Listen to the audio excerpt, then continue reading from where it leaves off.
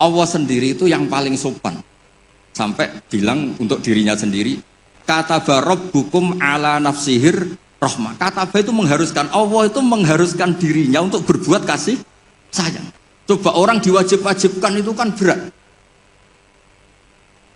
Kayak sampean tak suruh-suruh itu kan berat. Tapi Allah menyuruh dirinya, aujaba ala nafsih, kataba rabbukum ala nafsihir. Makanya saya kalau baca. Assalamualaikum warahmatullahi wabarakatuh. Alhamdulillahirabbil alamin wassalatu wassalamu ala asyrofil mursalin sayyidina maulana Muhammadin wa ala alihi washabihi ajmain amma ba'du. Niki nderekaken tuh ngikuti yang diinginkan Abi Quraisy. Terima kasih Pak Nazar karena sudah jenengan bingung semua. Jadi kalau jenengan ingin Islam legal formal ya ikut Pak Nazar, karena Menteri Agama itu yang ngatur Islam secara legal formal.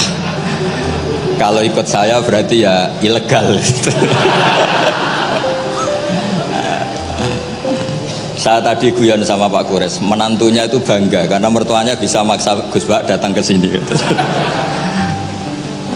Begini ya, jadi neladani Rasulullah itu yang gampang-gampang saja. Nabi itu dalam keseharian itu biasa sekali, tapi hasilnya luar biasa. Kalau jenengan semua memang benar-benar biasa itu. Nah itu juga bagus karena nggak ingin nyaingi apa Nabi.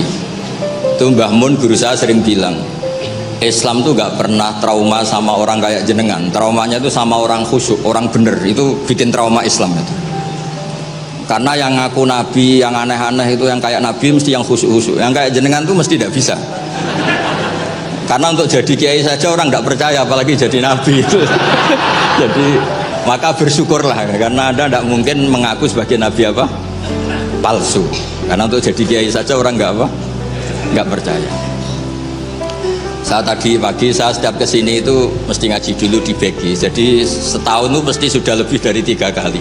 Bedanya nggak ketemu jenengan. Begini, saya tadi ngaji sama bareng-bareng Pak TGB. Beliau baca Itkon, saya baca Al-Muhaddam. Ini saya cerita yang ringan-ringan. Sekarang kan baru rame misalnya ajaran akhlak. Allah sendiri itu kalau boleh dibahasakan itu paling berakhlak. Saya beri sekian contoh betapa Allah itu sangat menata tata krama. Kata Allah, saya ini Tuhan. Inni haramtu zulma ala nafsi wa ja'altuhu bainakum muharraman. Kedoliman itu saya larang, bukan pada kalian saja, saya sendiri melarang diri saya berlaku apa? Dolim. Terus Allah diceritakan oleh Rasulullah SAW. Kata Nabi, Innallaha hayyun karim. Allah itu pemalu. Jadi malu, ini ada Pak Lukman Hakim, malu kalau ada orang menengahkan tangan kemudian nggak diijabahi. Saya malu, orang itu sudah ngangkat tangannya, sudah gini kok tidak saya kasih. Terus contoh lagi, ketika Anda merasa aktor pemberi sedekah, aktor apa, itu Allah mengistilahkan dirinya itu mangdalladzi yuqridu waha qardan hasana. Siapa yang mau menghutangi saya? Ini Allah zat pemilik langit bumi yang punya semuanya, tapi mengistilahkan dirinya, siapa yang mau menghutangi saya, siapa yang mau menolong saya, intan surwa hayan surkum. Sehingga posisi adab ini yang dipakai di pesantren, di semua tradisi kita. Saya kalau merasa di sebagai narasumber mungkin saya tidak mau ngisi karena itu jumawa. Tapi kalau merasa disuruh menantunya Pak Quraisy, Mas Fikri tadi, itu berakhlak sekali. Seorang Gus Bah disuruh sama Fikri Segaf, oh itu berakhlak sekali itu. Yang nyuruh yang nggak berakhlak itu. Ya Pak Alwi siap itu, keponakan antum itu yang nggak berakhlak itu.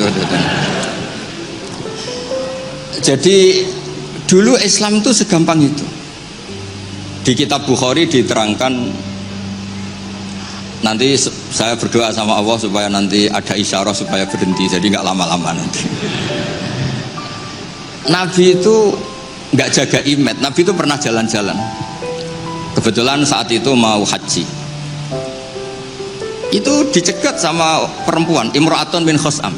Itu ceritanya semuanya seputar manusia. Imra'atun bin Khusam ini cantik sekali. kendali untanya Nabi dipegang, terus kata Imra'atun bin Khassam, ya Rasulullah, inna faridatahu ala ibadi adrokat abi syekhon kabiron. Nah ini saya menunjukkan apal bukan karena saya pinter, bukan, tapi memang pinter bener, maksudnya bukan. Karena kenapa saya nyebutkan Arabnya bukan apa, karena nanti bisa dikoreksi Pak Kures kalau salah terjemah atau salah arti. Dan saya mohon doa jenengan ini Mas Lukman Hakim Pak jadi kiai. Abahnya tuh kiai, saya tuh ngefans sama abahnya, saya sering baca soroh kata, makanya saya tagih. Jadi malah ngarang bahasa Indonesia, abahnya tuh kalau ngarang bahasa Arab kayaknya jaga sopan, kalau nyanyi abahnya kan gak sopan, makanya terus dibawa. Itu ya bagian dari Islam juga. Saya pernah ditegur sama murid-muridnya Mbah Mun, Gus, kamu itu ngaji kayak saya maksimal takrib. Kenapa ya? Kalau saya ngaji Wahab kayak Mbah Mun, gak sopan namanya. Di bawahnya saja biar tetap apa? Sopan. Teman saya itu ngilhami saya sampai sekarang, bilang gini, Gus nanti jangan terlalu soleh ya, biar surganya sama saya katanya. Kalau terlalu soleh nanti surganya sama Mbah Mun, apalagi sama Rasulullah sungkan, gak iso ngopi-ngopi. Itu guyon tapi tak angen-angen bener. Ya jadi jangan bayangkan di surga sama Rasulullah sungkan teman. Zaman kan sudah capek sholat subuh, toh kan ingin gak subuh? Karena surga. Zaman kan mau poligami aja takut istri, nanti kan bidadarinya banyak. Kalau ada Nabi sungkan. Dan nanti sama saya aja di pinggir-pinggir yang enggak supaya enggak apa. Tapi kalau amal pas-pasan, kuotanya enggak cukup, langsung neraka, itu resikonya. Karena pas sekali enggak cukup neraka. Makanya kuotanya lebih, tapi surganya yang apa? Biasa aja. Imra'atun bin Khassam itu cantik. Nabi pas itu dionta Ardafa Al-Fadl bin Abbas. Fadl bin Abbas ini sepupunya Nabi. Fadl masih muda, masih ganteng muda. Terus fanadharul Fadl ilaiha wa nadharat ilaihi. Nah ini cerita betapa Nabi sebagai pengajar itu manusiawi sekali. Terus falau wa Rasulullah unukal Fadl. Nabi cara sekarang memalingkan Fadl supaya agak ngelihat perempuan ini, Imra'atun min Khassam. Pas Nabi lawa mungkin agak keras, Abbasnya tersinggung. Lawaita ibna amik, gimana kamu sama sepupu kok gitu? Kata Nabi, ini Fadl yang melihat Imra'atun min Khassam tadi, gadis dari Khassam.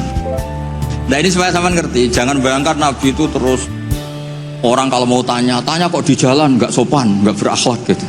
Ya biasa aja dijawab ya di jalan itu. Yang tanya juga agak sowan dulu nggak, ya di saja.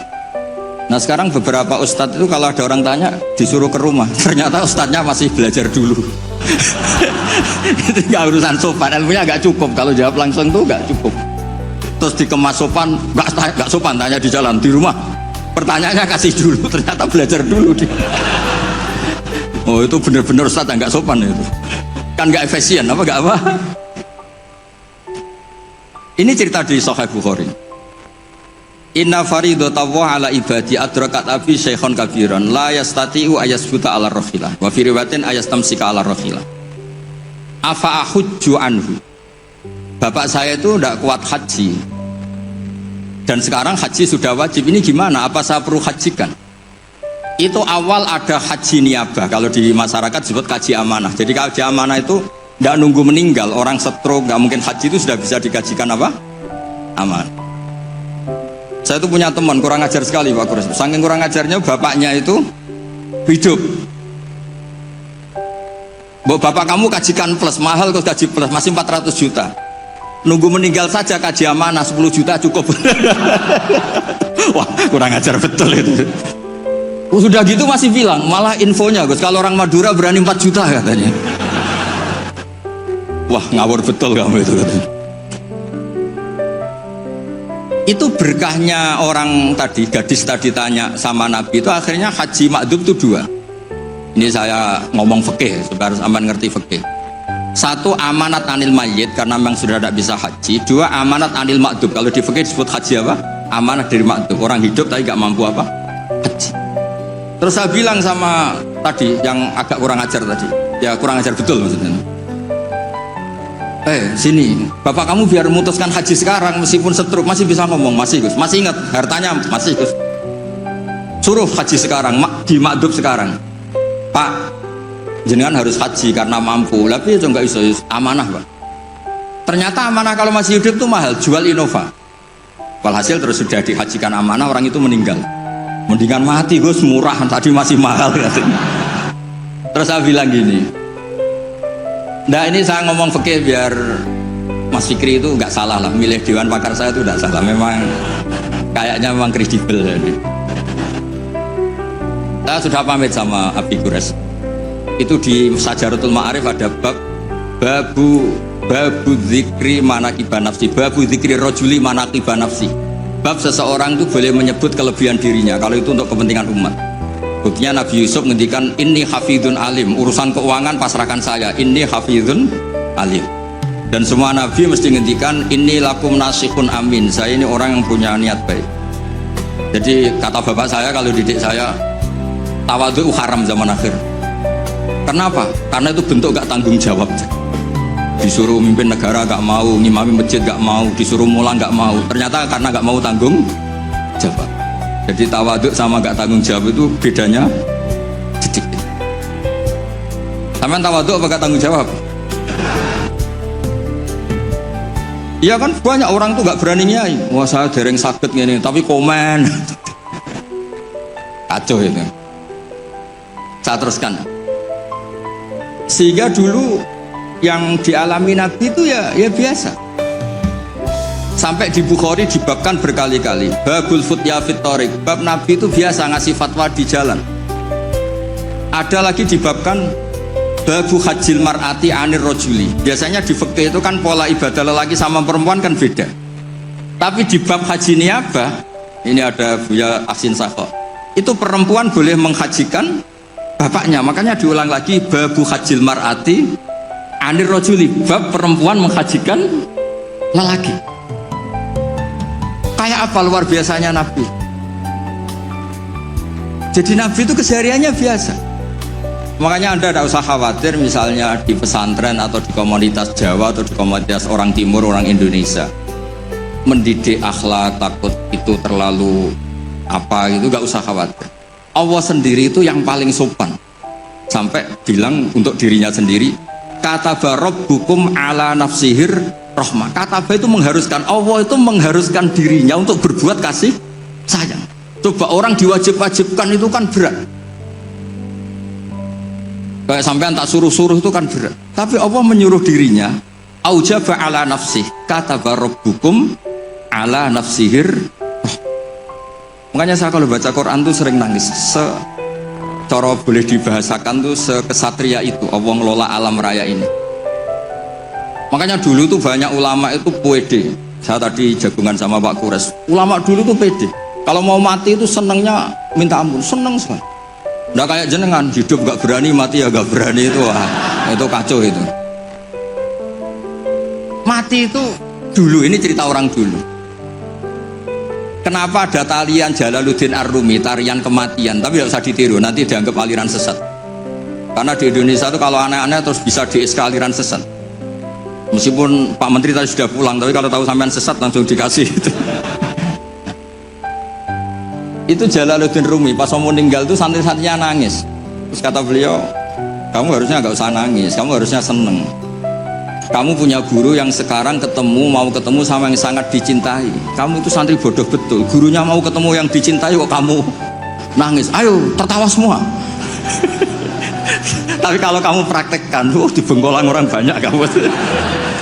Itu akhirnya santrinya senang gurunya. Alhamdulillah guruku meh mati, alhamdulillah. Tapi dilihat kematian adalah awal ketemu yang dicintai. Lah begitu itu ya bersanad. Ketika Bilal, Sayyidina Bilal itu mau meninggal, itu orang sekelilingnya nangis. Beliau ya marah, jangan nangis. Ghadan nalqal ahibba Muhammadan wa hisbah. Besok saya ini mau ketemu Rasulullah Muhammad. Kamu gak usah nangis. Ghadan nalqal ahibba Muhammadan wa hisbah. Tapi mereka mengajarkan kebenaran itu rileks. Ya mengajarkan kebenaran itu. Ini cerita sunnah Rasul yang mudah kita tiru. Sama nggak usah bayangkan jadi kiai sufi terus terkenal wali repot. Bisa kiamat kalau yang jadi wali sampean. Saya keberatan, betul keberatan. Mungkin Pak Kures nggak apa-apa, orang sepuh itu biasanya legowo, gak apa-apa yang wali itu. Saya yang komplain, nggak terima saya. Karena nggak lewat saya, kalau lewat saya, lewat orang dalam. Dulu Nabi Ibrahim itu pernah ingin umur tua. Allahumma rzuqni umran tawilan. Ini cerita kalau Allah itu ngelola agama ini ya seni, nggak terlalu serius. Sama Allah itu nggak dijawab. Ada orang sepuh sowan ke Nabi Ibrahim dikasih anggur. Ketika dimakan dikunyah keluar lagi, ngalir lagi. Ketika dikunyah ngalir lagi keluar. Orangnya sepuh. Nabi Ibrahim langsung masuk kamar. Ya Allah, ini engkau nyindir saya. Mungkin nganti tua, ya senasib pemuniku. Akhirnya, ya Allah, doa tadi nggak jadi. Artinya segampang itu Allah jawab. Pernah Nabi Ibrahim itu didatangi malakul maut. Saya pernah cerita ini. Israel datang ke Ibrahim. Saya disuruh nyabut nyawa kamu. Nabi Ibrahim kan GR. Ya beliau kan Khalilur Rahman, makanya marah dia. Nggak mungkin Allah tidak menginfo dulu sama saya. Kalau kamu mau cabut saya, kamu ngawur Israel. Makanya kalau kamu bisa ngawurkan Israel itu sanadnya sampai Nabi Ibrahim itu. Kalau berani ngawur kamu. Saya tidak dikasih info dulu. Hal ra'aita habiban yumitu habibah. Masa ada kekasih bunuh yang dikasih, ini nggak bener. Logika kamu nggak bener. Wah Israel kan nggak bisa debat ya. Nggak pernah kuliah, nggak pernah munakosah. Datang lagi sowan ke Allah. Ya Allah, kata Nabi Ibrahim, kata Khaliluka, hal ra'aita habiban yumitu habibah. Masa kekasih bunuh yang dikasihin? Karena Ibrahim gelarnya kan Khalilur Rahman, apa Khalilur Rahman. Terus sama Allah, kamu bilang gini Israel kan nggak bisa mikir. Makanya ada orang itu ngeluh itu, Gus bapak saya pas di sawah kok mati. Gue Israel itu biarin sampai rumah dulu, kenapa? Pas di sawah mati, di pematang sawah itu belum mati itu cerita ke saya, Gus Israel itu kasih tahu tuh, masa kan bisa bunuh di rumah kan bisa. Sembrono betul itu. Terus saya bilang sebetulnya ada teori itu ada, tapi harus jadi nabi dulu. Masalahnya sekarang nabi sudah apa? Ditutup. Sebetulnya bisa kata saya itu. Terus akhirnya Ibrahim ini Israel dikasih tahu sama Allah. Bilang ke Ibrahim, hal ra'aita habiban yakrahu ayyalqa habibah. Dibalik logikanya. Ya Mas Lukman ya, hal ra'aita habiban yakrahu ayyalqa habibah. Masa ada kekasih tidak siap ketemu yang dikasih. Katanya kamu tuh kekasih Allah, masa ketemu tidak berani katanya. Oh, ketika langsung Nabi Ibrahim marhaban, oh ya gitu. Masalahnya Anda tidak kekasih Allah. Makanya jangan mati dulu. Nunggu di ACC jadi apa? Kekasih. Nanti baru mati. Jadi intinya beragama itu rileks, ada diskusi, ada somasi, ada komplain. Enggak apa-apa. Yang penting ini karena merasa nyaman dengan Allah Subhanahu wa taala. Makanya Nabi itu paling seneng sama orang-orang desa. Saya ini meskipun banyak baca kitab, tapi sudah memutuskan Islam saya itu gaya Arabi, gaya orang-orang kampung sing badawa-badawa itu nggak priayi lah. Karena yang masuk surga awalan itu yang orang-orang nggak priayi itu. Karena malaikat repot tuh kalau ngadepi orang-orang nggak priayi ini. Saya pernah ada guru, ini betul, ini kisah nyata, ada guru mau dipidanakan gara-gara buka tes SD loh Pak Kures, kan sudah disegel sama dia, dibocorkan supaya santrinya lulus semua, SD-nya lulus semua, kan dikomplain mau dipidanakan. Ya karena saya di daerah saya kan ketua suku lah termasuk itu. Walhasil musyawarah sudah sowan Gus Bak dulu. Ternyata dalilnya tuh ngawur betul. Gus, nggak apa-apa ya buka gini, nggak apa-apa. Kenapa nggak apa-apa? Ujian mungkar nakir dibuka kiai-kiai aja nggak apa-apa, apalagi ini ujian mungkar nakir kan sudah dibuka, amar buka. Masa ujian SD gak boleh? Wah, kepala sekolahnya kan pusing. Jangan Gus, jangan diturutin, ini kacau. Ya saya bilang akhirnya, ya masalahnya kepala sekolah sama polisi itu tidak mungkar nakir. Jadi ya beda gitu Gus ya, tak kira sama Gus. Dari ujiannya Mungkar Nakir saja bisa dia apa? Dibuka, bisa dibocorin, masa ujian SD tidak boleh katanya. Makanya repot, kena orang-orang kayak gitu tuh repot. Nah orang Arabi itu logikanya seperti itu. Tapi jangan ditiru ya, tadi yang di Indonesia enggak boleh tetap kalau bisa di penjara kamu. Sudah miskin di penjara repot nanti, sudah repot nanti. Ya kalau kaya kan agak bisa gimana gitu. Kalau miskin kan agak susah itu. Ya agak gimana ya agak gimana-mana pokoknya kalau itu segampang itu. Ada orang Arabi tadi saya jagungan sama Pak Kores. Tanya sama Allah, Rasul, ya Rasulullah, man tawalla hisabi, nanti yang ngurusi hisab saya itu siapa? Kata Nabi, Allah. Allah binafsi, Allah sendiri yang menghisab, bukan malaikat, bukan. Iya, jadi orang Arabi itu fawalla, orang itu langsung, ya sudah Nabi saya mau pulang, sambil tertawa-tawa. Kemudian Nabi dipanggil, weh Arabi, kenapa kamu tertawa-tawa? Jawabnya lucu, kenangan saya dengan Allah di dunia itu baik-baik saja, maka nanti di akhirat juga baik-baik saja. Kalau sama malaikat saya tidak punya kenangan. Loh itu Nabi komentar itu fakuhal Arabi, kamu pinter yo gitu. Makanya kamu harus yakin kalau nanti ketemu Allah itu baik-baik. Buktinya kita di dunia tanpa prestasi ya baik-baik saja, kita penuh problem, Allah ya baik-baik saja. Enggak terus makhluk tanpa ada gunanya keluar dari bumiku ya. Nah itu penting. Jadi Allah itu suka. Makanya ada hadis ana indadzoni abdi, saya ini terserah cara pandang. Ini yang terakhir meskipun belum disemprit Pak Kures. Sudah dapat izin. Di kitab Ihya, saya berkali-kali cerita ini. Kitab Ihya itu meskipun hadisnya banyak yang nyoal, tapi kitab itu kitab keramat. Makanya ada pensara Ihya namanya Sayyid Zabidi itu, beliau sering ngendikan hadal hadis min haisul matnu dhaif lakinnahu masyhurun wa yu'adituhu fil makna al ahadits as-sahihah. Jadi intinya itu hadis ini secara teks memang masalah, tapi secara makna dikuatkan oleh sekian riwayat-riwayat yang apa? Sahihah. Jadi yang dhaifnya itu hanya min haisul lafdu atau hadal lafdu bi ini masalah, tapi min haisul makna itu enggak masalah. Ada orang itu sudah di neraka 2, dipanggil sama Allah ke surga. Allah itu tanyanya unik. Ini di terakhir kitab Ihya, di kitab Ar-Raja. Gimana rasanya di neraka? Karena di neraka ditanya sama Allah. Wah, enggak enak Gusti. Kami tanya, lah kamu gimana di neraka? Wah, enggak enak Gusti. Sudah diborgol, dibakar api, pokoknya enggak enak Gusti. Terus yang satu disuruh, ya sudah kembali lagi ke neraka. Itu lari semangatnya minta ampun, lari ke neraka. Sopannya minta ampun. Marhaban ya Allah, ya sudah lari ke neraka. Lah kan dia. Wih kok semangat gitu. Terus dipanggil sama Allah, kenapa kamu semangat masuk neraka? Karena ini perintah engkau. Saya sampai masuk neraka itu gara-gara kalau engkau perintah tidak pernah nurut, makanya kali ini saya nurut. Lari ke neraka. Ya sekaligus ini ijazah, nanti kalau disuruh ke neraka lari sekencang kencang. Saya ini sudah trauma, sudah nyesal karena dulu ketika engkau perintah saya tidak pernah nurut, makanya saya semangat gitu, nurut karena ini perintah jenengan. Terus pas lari kencang neraka sama dipanggil lagi. Ya sudah kamu anak baik, di sini aja. Nah khawatir saya nanti kalau kamu lari ke neraka sama Allah dibiarin. Nah itu tidak tahu saya ini.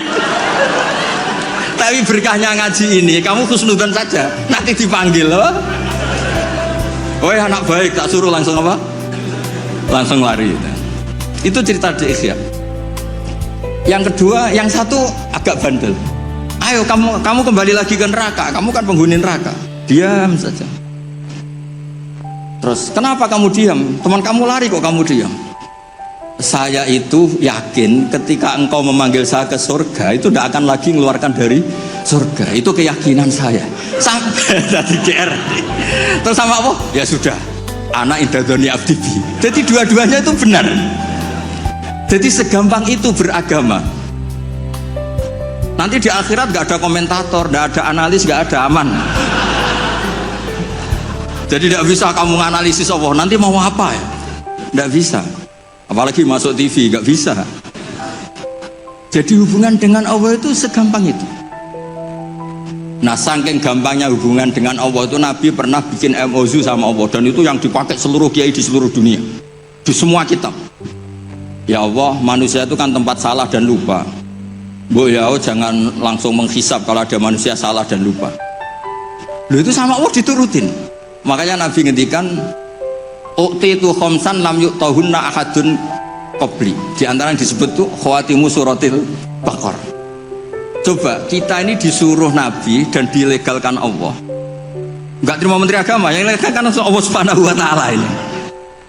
Disuruh berdoa, Rabbana la tu'akhidna in nasina aw akhtana. Coba. Doa itu kan agak ngawur sebetulnya. Masa lupa atau salah minta dimaklumi. Coba kalau sampean punya manajer di kantor, Pak, kapan-kapan kalau datanya tak tumpahin teh maklumi ya. Oh, langsung di PHK kamu. Kapan-kapan kalau bapak manggil dan saya lupa nggak datang, maklumi pak ya. Oh, PHK. Tapi ini satu doa yang disahkan Allah, disuruh berdoa, Rabbana la tu'akhidna in nasina. Ya Allah, jangan kasih sanksi kami ketika kami salah atau lupa. Terus qala na'am, Allah ngendikan na'am ya. Coba kalau Allah pakai teori semua kesalahan kita disanksi langsung, nggak ada manusia di bumi, sudah habis semua. Wong khotib Jum'ah kelihatannya ibadah tapi nyindir tanggane. Kan yo repot. Orang sering itikaf di masjid, ternyata baru masalah dengan istrinya. Orang semuanya masalah. Ngustad kadang ya profesi lain nggak pernah prospek, terus profesi ustad. Oh, repot semua. Ada yang tidak ngustad, sok-sokan ikhlas bertani, ternyata nggak pernah ngajar, akhirnya satu kampung bodoh semua. Semuanya masalah. Dan kita diberi fasilitas Rabbana la tu'akhidna in nasina aw akhtana. Kayak apa baiknya hadatin? Makanya belum ada kata yang ngarang Hikam Ibnu Athaillah sekali, nggak ada sebaik Allah. Kalau orang lain maklumi kamu karena nggak tahu borok kamu, tapi Allah ini tahu borok kamu, tahu salah kamu, tapi tetap maklum. Makanya mas sohibaka man sohibaka bahwa bi'ibika alim, ini nggak ada yang nemani kamu, tahu aib kamu sebaik Allah. Makanya kitab Hikam itu ada kata-kata yang bagus. Innama akromaka jamilu satri. Ketika kamu terhormat itu sebetulnya saking pandai-pandainya Allah menutupi aib kamu.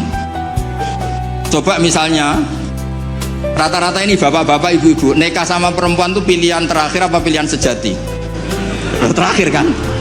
Coba itu kalau direkam, saya sebetulnya cinta ini tapi nggak dapat ya dapatnya. Terus itu terekam, kayak apa prahara keluarga itu? Saya sebetulnya ingin ini tapi nggak kesampaian, akhirnya sedapatnya. Istri kamu ya ada rekaman gitu, mertua kamu ya punya rekaman itu. Sebenarnya saya nggak suka sama mantu ini, tapi berkali-kali ikhtiar dapatnya ini. Coba kalau orang Indonesia mulai zaman Pak Karno sampai sekarang terekam, wah, melihat Swiss atau Finlandia, negara semakmur itu, nyesal jadi orang Indonesia. Wah, bisa langsung dicabut tuh paspor kamu. Jadi semua kebaikan yang kita nikmati sebetulnya innama akromaka jamilu satri. Kita ini begitu terhormat karena baiknya Allah menutupi aib kita. Coba kalau aib kita dibuka, cara diskusi kita, logika kita dibuka. Ya contoh gampang suami istri. Rata-rata orang nikah itu pilihan terakhir apa pilihan sejati? Loh, jujur semua. Nah, ini istri kamu udah datang, tenang saja. Semua perilaku sosial kita mesti begitu. Makanya innama akromaka jamilus satri. Makanya doa-doa kita mustur aurati wa amin rawati. Lah terus kitab Hikam mengajari kita begini. Ajhalun nas mantaraka yaqina ma indah lidhonni ma indan nas. Bodoh-bodohnya orang itu yang meninggalkan keyakinan dirinya karena dia tahu betul tidak sesoleh itu, hanya karena pencitraan atau komentar orang banyak. Misalnya gini, saya seorang ustadz, mungkin orang lain ngira kan ustadz itu bersih, steril, gini-gini. Padahal si ustadz ini ngerti dia punya masa lalu, dia tidak maksum, dia tidak nabi. Harusnya dia itu lebih berkeyakinan tentang apa yang pernah dialami sehingga dia tetap sopan, tetap menghormati orang. Jangan menurut persangkaan orang banyak yang anggap dia itu bersih. Jadi misalnya gini, Anda dosen di UIN atau UIN atau di pondok atau di kampus apa saja. atau ada menteri, ada presiden, siapa saja. Sebetulnya kan setelah kita jadi dosen mungkin kita ngomong, wah ngajar itu ibadah, mencerdaskan bangsa gini-gini. Ternyata mungkin Anda ini cita-citanya itu jadi pengusaha, berhubung gagal daftar jadi dosen. Banyak tuh teman-teman saya yang jadi ustadz, Gus aku bisnis bolak-balik gak kasil Gus, jadi ustadz malah jadi kiai. Kalau itu dibuka Allah semua habis. Misalnya keluarnya menteri, wah enak jadi menteri, ditegur-tegur tok mbek presiden. Kalau itu direkam, wong saya ini cerita saya terakhir, saya itu pernah ketemu Kiai sepuh Pak Gres, sepuh sekali, temannya Bapak, datang ke saya. Agak kacau betul ini, mentang-mentang temannya Bapak sama saya itu gak bosok, saya tetap cium tangan untuk temannya Bapak. Pas rame-ramenya MUI ngaramkan rokok itu. Gus saya ini mau tanya jenengan, kalau jenengan jawab haram tak lawan. Waduh, kalau jawab haram tak lawan katanya. Kalau jawab halal tak ikuti katanya. Yang saya senang dari cerita dua Kiai sepuh ini begini, saya ini Kiai sepuh Gus, saya ini hiburan saya itu rokok di pojok musola. Habis maghrib sampai jam 10. Kalau istri sudah tenang, tidak berontak baru pulang. Karena kalau belum ngantuk itu bawaannya ngomel kan. Ini yang cerita dua orang ini. Jadi hiburan saya itu rokok sama teman-teman musola. Tapi sekarang rokok diharamkan. Tolong kasih tahu MUI, Gus. Raro rasanya jadi kiai katanya. Kalau orang awam hiburan kan bisa lihat dangdut katanya, bisa saweran. Saya ini kan kiai Gus, gak pantas. Hiburannya hanya rokok. Gitu aja kok diharamkan. Ya sudah bah, halal kata saya. Oh itu senengnya bukan main. Setelah itu kemana-mana bilang kata Gus Pak halal gitu. Waduh. Alasannya itu hiburannya katanya. Jadi saya semenjak jadi kiai itu ya sering dapat orderan fikih itu. Ya maksud saya beragama itu mudah, yuridu wa bikumul yusra wala yuridu bikumul usra. Jadi ana intadoni abdi.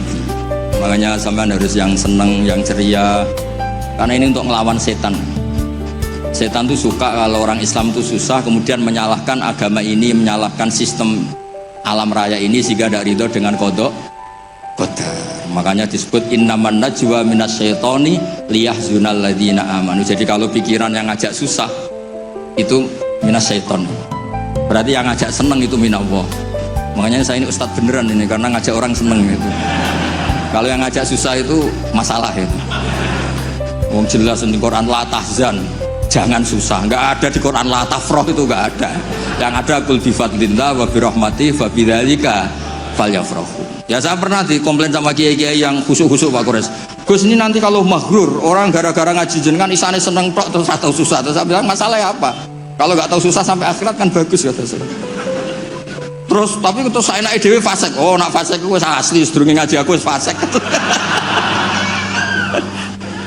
Kok nyala-nyalain saya kata saya. Nah ini penting ya supaya jenengan itu beragama itu rileks nyaman karena Allah itu suka sekali. Menghitung nikmatnya itu suka. Dulu ada orang Arabi datang ke Nabi itu gak punya apa-apa.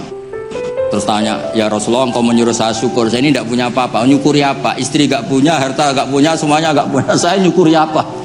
Nabi itu ngelihat sandalnya, di padang pasir kan panas. Lah itu dua sandal kamu, kalau kamu gak punya ini panas. Oh iya ya Gusti, alhamdulillah. Hanya punya sandal itu. Ya kayak sampean itu kan ceria, punya nekat saja cukup lah. Kenapa seneng? Gak usah alasan, nekat saja pokoknya penting. Ya jadi sekaligus ijazah, jadi yang dihitung apa itu alam nasroh, hati lapang. Terus qul bi fadlillah wa bi rahmati fa bidzalika. Bapak saya itu paling sering mensyariatkan seneng. Kalau pagi ngajak jalan-jalan saya itu, kalau ada orang miskin itu di warung nongkrong rokoknya satu aja hutang, satu ler saja hutang, terus ngomong itu seakan-akan dunia miliknya. Itu kata bapak, itu hamba paling dicintai Allah. Kalau presiden orang kaya seneng itu kan wajar, alasannya jelas. Ini nggak punya alasan untuk seneng. sudah biar tetap seneng gitu. Nanti kalau gugat Allah malah repot kata. Kalau gugat Allah malah apa? Repot. Lu itu betul. Orang itu masih hidup kalau ketemu saya. Gak enak aku sudah jenengan jadi kiai. Nakal ra pantes, gak mulang gak pantes. Enak jadi kula Gus. Apa wae pantes. Repot. Ya sudah gak apa-apa. Sementing kamu gak gugat Allah kata saya itu. Karena tadi ketika orang-orang miskin dikelola nyuwun sewu orang yang tidak bertuhan, ini terus malah yang digugat Allah Subhanahu wa ta'ala. Makanya Sayyidina Umar dari sekian sanad, ini biar kita sepak kures, dari sekian sanad yang saya terima dari guru-guru saya, dari Mbah Mun, dari itu Sayyidina Umar tuh punya riwayat dari Rasulullah itu unik. Innallaha kallafani an asrifa an du'a. Ya saya ulang lagi, innallaha kallafani an asrifa an du'a. Allah itu memaksa saya supaya apa-apa itu gak melibatkan Allah. Karena kalau apa-apa melibatkan Allah, ini kalau Allah kuasa kenapa ada orang miskin? Kalau Allah kuasa kenapa ada orang terlantar? Malah repot semua. Orang dilatih Islam menyalahkan dirinya sendiri. Rabbana dzolamna anfusana. Makanya Umar terus pidato, jika ada orang yang tidak makmur ketika saya jadi khalifah, salahkan Umar, jangan nyalahkan Allah. Anda punya pemimpin yang tidak becus. Kalau Sayyidina Ali mirip cuma agak, diskusinya agak kacau. Tapi kacau ilmiah tetap bagus. Ada orang lapor, ya Ali, ketika kita dipimpin Umar, dipimpin Abu Bakar, Umar baik. Kenapa setelah engkau pimpin kacau? Konflik, kata Ali. Ketika Abu Bakar, Umar mimpin, rakyatnya baik-baik kayak saya. Pas saya mimpin, rakyatnya kayak kamu.